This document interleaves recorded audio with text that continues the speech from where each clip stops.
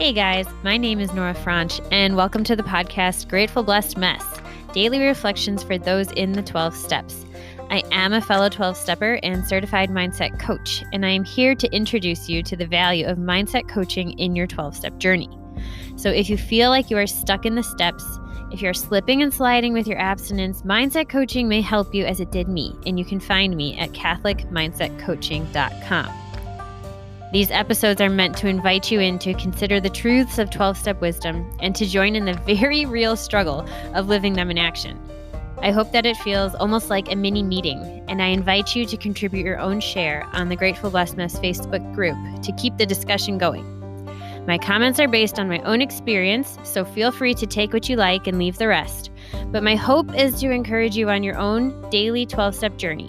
As they say, you cannot stay clean on yesterday's shower.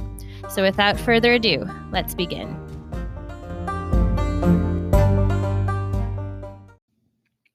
Hey guys, we are reading from Melody.Beattie's The Language of Letting Go, page 40, February 11th, Divinely Led. Send me the right thought, word, or action. Show me what my next step should be. In times of doubt and indecision, please send your inspiration and guidance. That's from the Big Book of Alcoholics Anonymous. The good news of surrendering ourselves and our life to a power greater than ourselves is that we come into harmony with a grand plan, one greater than we can imagine. We are promised divine guidance if we ask for it, if we work the 12 steps. What greater gift could we receive than knowing our thoughts, words, and actions are being directed? We aren't a mistake, and we don't have to control or repress ourselves or others for life to work out. Even the strange, the unplanned, the painful, and those things we call errors can evolve into harmony. We will be guided into understanding what we need to do to take care of ourselves. We will begin to trust our instincts, our feelings, our thoughts. We will know when to go, to stop, to wait. We will learn a great truth. The plan will happen in spite of us, not because of us. I pray today and each day that my thoughts, words, and actions may be divinely led. I pray that I can move forward in confidence, knowing my steps are guided. Heck yeah. So, yeah, what a weight lifted when we can finally realize that we don't have to do it all. And it's kind of defeating in a way because you're like, but I can do it. but like at what cost? At what cost will you continue to believe that you have to do everything you are holding yourself to? It says here, we will learn a great truth. The plan will happen in spite of us, not because of us, which is kind of funny, but I think it's going to happen with us. Like, it's not something we have to fight, and it's not something we have to have shame about. It's like the plan was made to go forward with you being you, not this repressed self they talk about. And gosh, I just like zoop, flashes me back to just not knowing how to behave, not knowing how I was supposed to act. And so being terrified of like doing the wrong thing, like growing up. Especially in like social situations, like I don't want to say something stupid, or I don't know what to say here, and I feel like I should be saying something, and then it makes me kind of panic.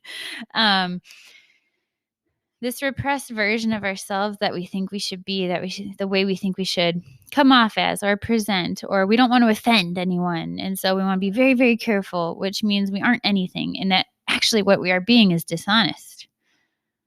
And I think that anyone would say, no, I don't want to be dishonest. But when you're hiding a part of yourself, or when you're whitewashing things, or you're sugarcoating things, not that we have to be painfully blunt, but you need to be you, and, in the most virtuous way that you can be. And I just think that a lot of us don't know that. So think about it. Here's me telling you to please be yourself. If you don't like something, you don't pretend that you like it. If you don't want to do something, don't just do it to go along to get along. You can choose to do it anyway out of love for someone, but you don't do it because you feel like you don't have a choice or you just have to. So that's the difference. Our behavior doesn't have to change at all. But it gets to be a choice made out of love for ourselves and the other person when we do this. So I encourage you to look at certain things where maybe you feel trapped, or maybe you feel like you don't have a choice. And I encourage you to look at it and work through your thoughts on it and see if you can get to a place where you can choose to say yes out of love for the other, or you can choose to say no with respect to them and out of love to yourself. With that, I pass.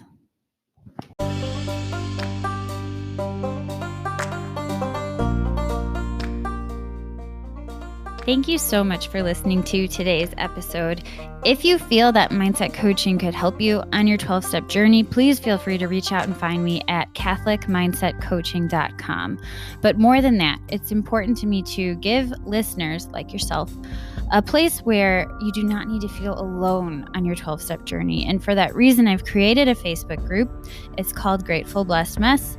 And it's a place where listeners can go to add their own commentary on the share for the day, in addition to my own, and for us just to have a conversation or start a back and forth where people can find support in their 12-step journey. This is not a replacement for 12-step work.